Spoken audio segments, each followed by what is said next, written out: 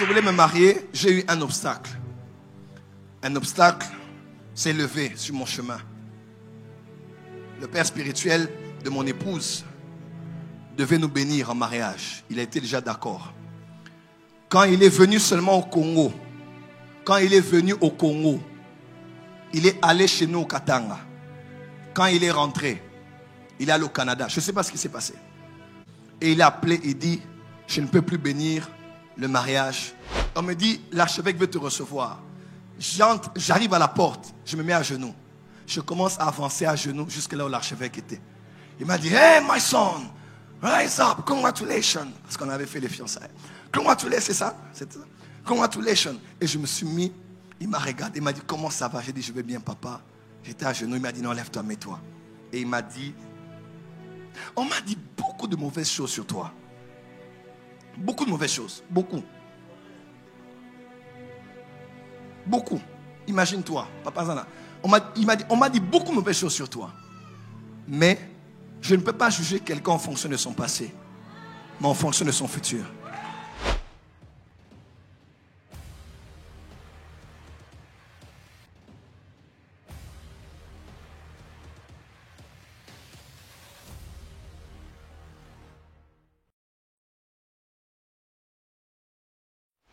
Salut et bienvenue sur votre plateforme.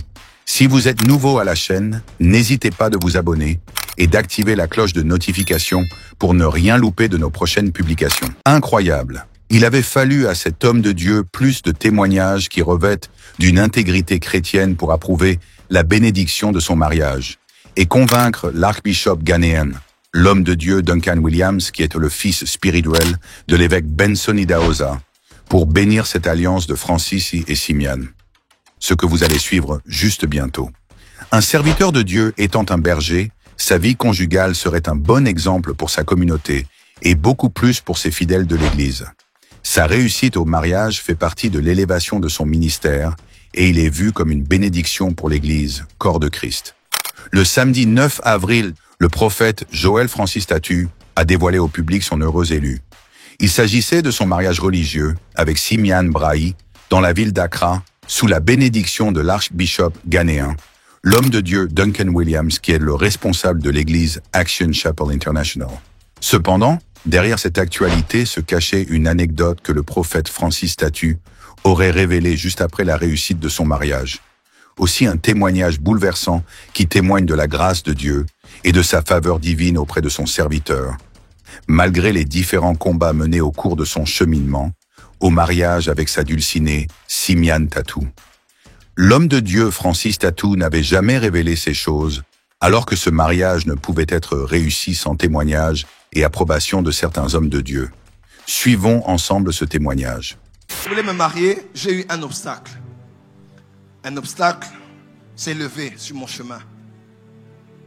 Le père spirituel de mon épouse devait nous bénir en mariage. Il a été déjà d'accord. Quand il est venu seulement au Congo, il est allé chez nous au Katanga. Quand il est rentré, il est allé au Canada. Je ne sais pas ce qui s'est passé. Et il a appelé et dit, je ne peux plus bénir le mariage de Joël et toi. Ma femme, autrefois ma fiancée, elle a dit, pourquoi est-ce que tu le connais? Parce qu'on m'a dit ceci, ceci, ceci, ceci, ceci, ceci, ceci. Et finalement, avec tout ce qu'on a dit là, je ne saurais pas bénir le mariage. Mes frères et sœurs, ma femme était déprimée, elle était secouée parce qu'elle aime beaucoup son père. Mais elle a tenu tête à son père. Elle a dit, en tout cas, tu me connais depuis des années. Comme moi, avec qui tu es toutes les fois. Tu ne me fais pas confiance, mais des gens peut-être que tu connais à peine, tu peux croire en ce qu'ils te disent. Elle a dit, si ça ne se fait pas avec toi, ça se fera sans toi. Oh, Kangoa. Oh, love.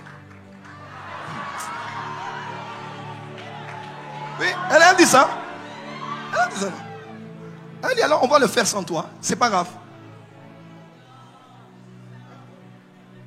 Bon, parce qu'elle savait aussi qu'il n'allait pas refuser parce qu'il tient trop à elle. C'était une manière de lui mettre la pression. L'archevêque On a communiqué, il m'a dit, je veux que tu viennes au Ghana. Et j'ai dit d'accord, parce que mon nom, on avait attaqué mon nom. J'ai dit, ah, Nzambe Nangaï, je suis dans mon coin. Nasali Bidoni. Mais ça m'a fait mal. J'ai dit, mais qui peut avoir le courage d'aller parler à un papa de son âge et le parler mal de moi? Et pourtant, peut-être c'est des gens qui ne m'ont jamais parlé comme ça. Ce n'est pas le plus important. Je me réveille, je dis, je vais au Ghana. Quel vol? J'ai pris le vol le matin à Sky. Je suis arrivé à Accra vers 15 h. L'ambassadeur est venu me prendre à l'aéroport. On est allé au bureau de l'archevêché. On arrive au bureau de l'archevêque. 5 minutes après, je parlais avec ma femme. Elle me disait, comment ça va? J'ai dit, ça va, Dieu est avec nous. Et vous savez quoi? La nuit là même, j'ai dit, ici, il faut une bonne dose de sel. Hein? Toute cette période-là, je me lavais avec, je disais, Seigneur, je lave mon nom de tout ce qui a été dit. Je faisais mes prières. Et bien maintenant, ma casse. Quand j'arrive au bureau, on me dit, l'archevêque veut te recevoir. J'arrive à la porte, je me mets à genoux. Je commence à avancer à genoux jusque là où l'archevêque était. Il m'a dit, hey my son, rise up, congratulations. Parce qu'on avait fait les fiançailles. Congratulations, c'est ça? C'est ça? Congratulations. Et je me suis mis, il m'a regardé, il m'a dit, comment ça va? J'ai dit, je vais bien papa. J'étais à genoux, il m'a dit, non, lève-toi, mets-toi. Et il m'a dit, on m'a dit beaucoup de mauvaises choses sur toi. Beaucoup de mauvaises choses. Beaucoup. Beaucoup. Imagine-toi, papa Zana. On m'a dit beaucoup de mauvaises choses sur toi. Mais je ne peux pas juger quelqu'un en fonction de son passé, mais en fonction de son futur. Et il me dit, je te donne ma fille, mais est-ce que je peux te faire confiance? J'ai dit, oui papa, par la grâce de Dieu et avec l'aide de vos conseils, vous pouvez me faire confiance. On a parlé, après il m'a dit, comment vous pensez au mariage? Je l'ai parlé, et il m'a dit ceci. Il m'a dit, lorsqu'on parlait en mal de toi, j'ai appelé 2 personnes pour avoir un témoignage si je devais vous bénir ou pas. Première personne, j'ai appelé le pasteur Espérance Makadi. À l'époque, quand le pasteur Espé a parlé de sortir de son corps et que tout le monde l'attaquait, je suis le seul. Sur digital, sur Télé 5, dans toutes les chaînes, au point où même des pasteurs m'ont appelé, ils m'ont dit, c'est un combat d'un père, sort de ce combat. J'ai dit non, le pasteur Espé est un vrai homme de Dieu. Si vous ne connaissez pas les choses de l'esprit, arrêtez de l'attaquer. Tout le monde s'était retiré. Ça m'a enlevé à Kasarema. Ça m'a enlevé de beaucoup de connexions que j'avais. Parce que j'avais le courage de parler de les expériences hors de son corps. Et ce que je dis, c'est la vérité. Mais j'ai payé le prix pour le pasteur Espé. Et je ne savais pas. 15 jours. Après combien d'années? Après plus de 10 ans. Non, près de 9 ans. Non, 10 maintenant. Près de 10 ans après, c'est l'homme qui allait parler pour que l'archevêque au Ghana puisse bénir mon mariage. Papa, la loyauté paye. Moi, je peux mourir pour le pasteur Espé. Pasteur Espé, Daddy Espé, je peux mourir pour cet homme. Il n'est pas mon père spirituel, mais le nom de Joël là, avant que l'ange me le dise, Daddy Espé avait dit mon nom, Joël, à sa femme Amagina, avant même que l'ange ne puisse me parler.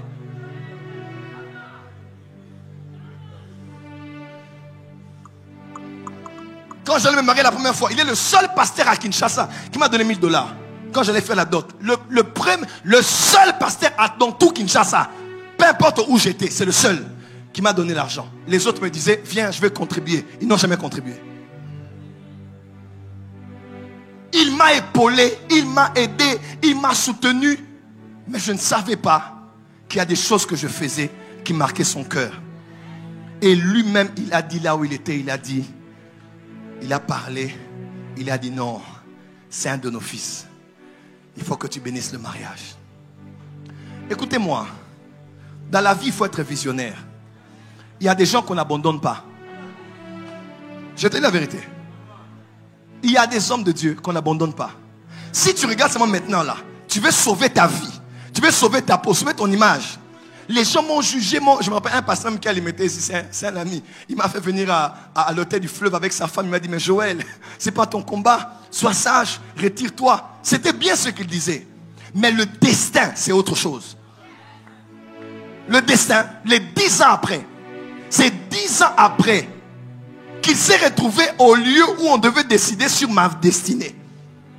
Et il a parlé en bien. Et ce qu'il a dit, s'est réalisé.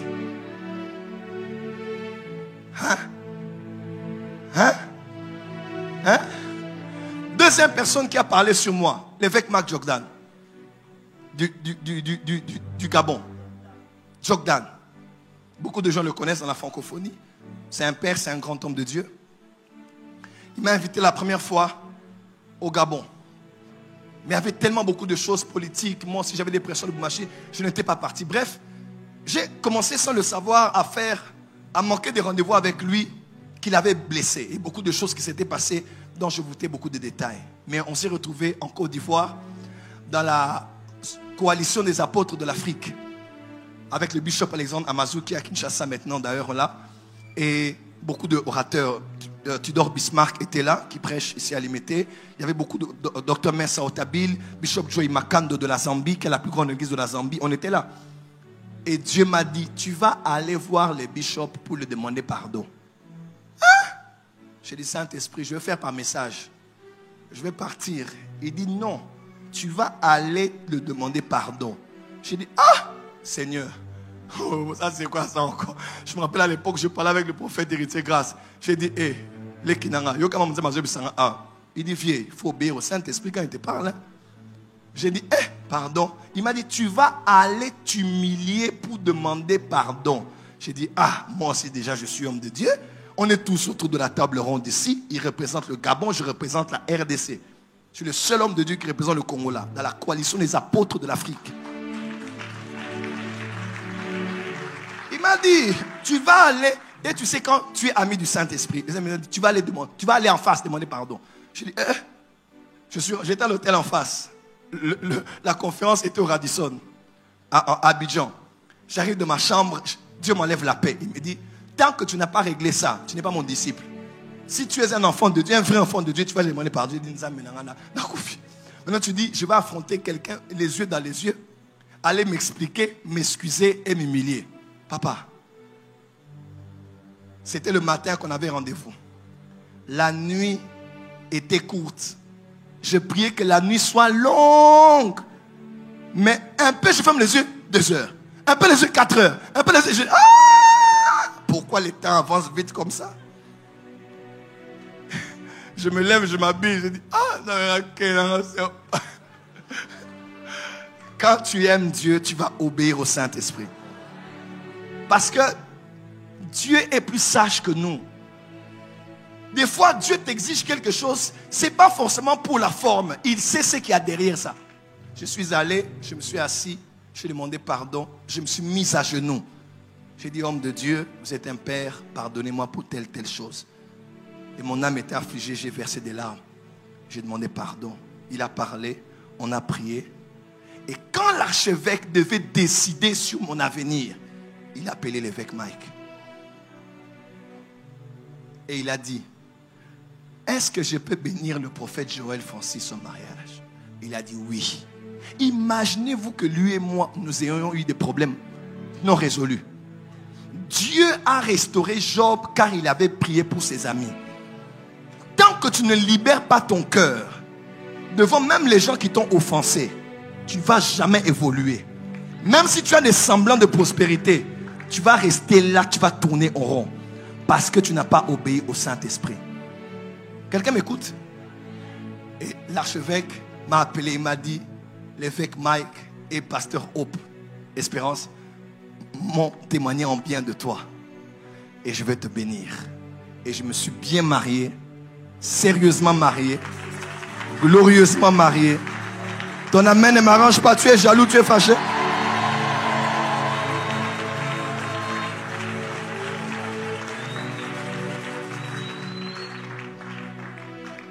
Voyez loin dans la vie, soyez sage dans les relations. Qui Qui sait, c'est peut-être moi qui parlera pour toi devant un chef. Sois bien avec moi. Dis à ton voisin, s'il te plaît, tu ne connais pas demain. Sois bien avec moi. Dans cette vidéo, il s'agit bel et bien d'une révélation qui est liée à la vie chrétienne, où nous avions trouvé plusieurs révélations prophétiques, mais surtout le partage d'expériences vécues avec le Seigneur au cours de son parcours. Cependant, souvent un témoignage est utilisé pour fournir des preuves, des opinions ou des perspectives personnelles, ou encore simplement pour partager une histoire vécue dans la société. La force d'un témoignage réside dans sa capacité à rendre une expérience plus tangible et personnelle pour les autres.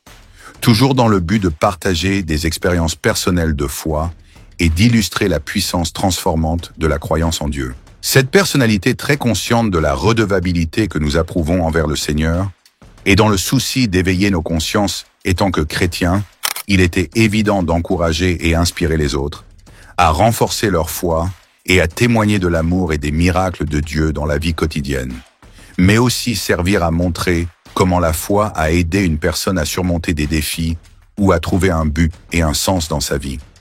Comme vous venez de suivre dans cette vidéo, les différentes réalités sur ces révélations seraient justement question d'appréhender et de considérer les préceptes de Dieu comme explicités dans des différents passages bibliques. Que pouvons-nous dire après avoir visionné cette séquence de vidéos? De tout ce que nous savons est qu'un témoignage chrétien est toujours un partage de son témoignage, qui prend la forme de l'annonce du royaume, du service du prochain et du don total de soi, même si cela doit conduire à la croix.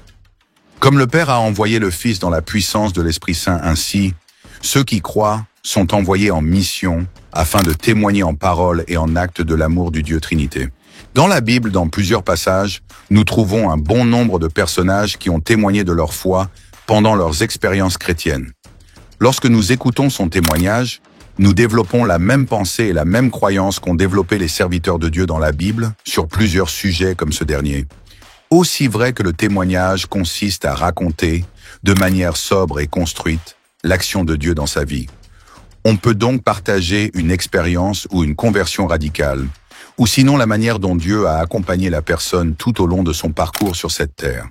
Il s'agit de témoigner de cette relation personnelle que l'on entretient avec Dieu, toute forme des expériences vécues avec le Seigneur, ou encore de partager des révélations sur lesquelles Dieu vous a éprouvé.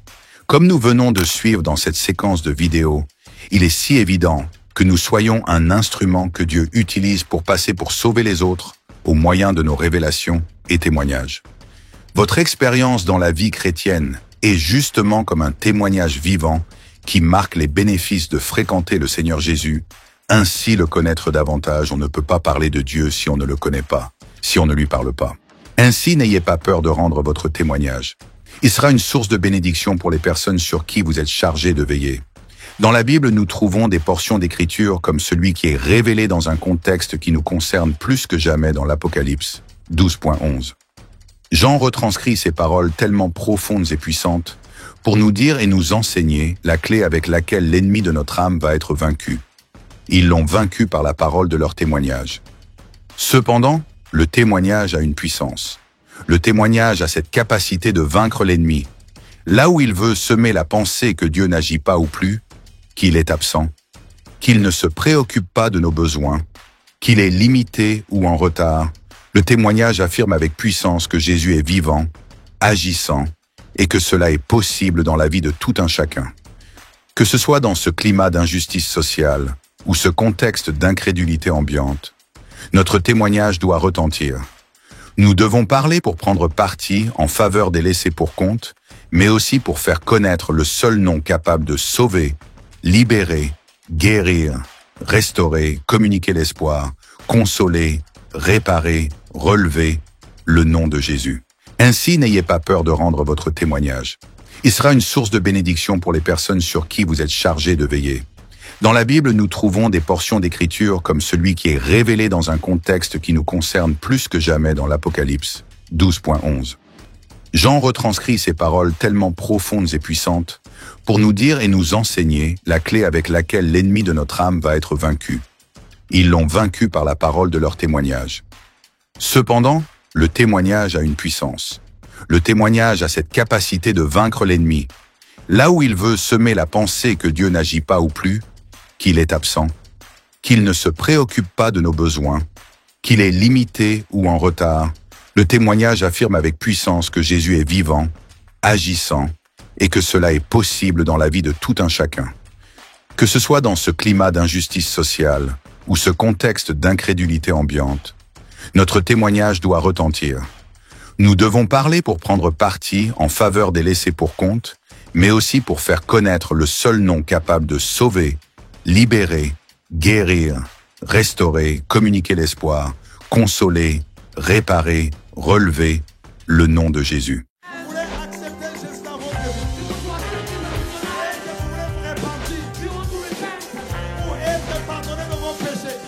C'est pourquoi, mes amis, vous ne pouvez pas croire dans un prophète qui vient qui dit que lui, il est le chemin. J'étais païen, j'étais beau. Je deviens chrétien, je deviens vilain. Comment? Le silence, ce n'est pas un vide, c'est un puissant langage de celui qui sait ce qu'il fait. C'est le langage du mature. La personne qui est mature répond de fois par le silence, se tait seulement. Si le ciel qui est réconcilié avec la terre par la croix